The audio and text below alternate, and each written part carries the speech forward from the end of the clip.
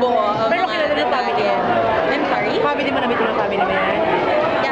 Lahat naman ng friends ko kanila ng pamilya ko. Lahat na sila. Bali friends mo na siya. Friend na kayo before, bago to. Kaya, bago kayo naging nagde-date.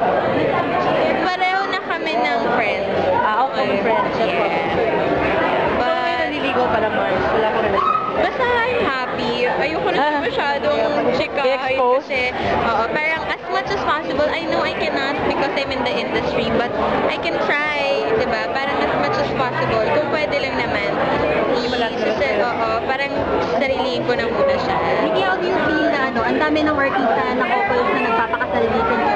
I'm very happy for them. You know, it's such a challenge to, alam naman natin, hindi madali na maitawid yun. And for them to have made that plunge, I'm really genuinely very happy for them. Excited for them, to see them.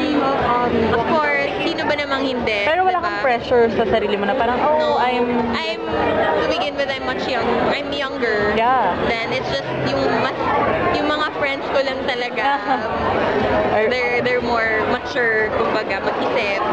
But I know I have a lot more time on my hands and madami pa akong gusto gawin So, Nikki, may iba lang ako. So, sobrang busy mo. Di ba Catholic? Anong religion mo? Christian? Catholic? Anong plan mo sa Holy Week? Na yung upcoming Holy Week?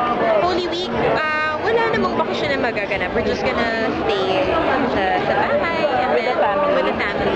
Ganun lang. Usual tradition, ganun talaga. Kasi ang mga trips namin we plan this pag Christmas. Kasi yun yung pinakamahabang break for us. Pero anong reason? Bakit bahay lang kayo sa Holy Week? Given na parang free ka ng day na yun? Kasi nga Christmas namin, pinaplano usually yung mga bakasyon namin. And magastos naman kung dalawang Oo. beses.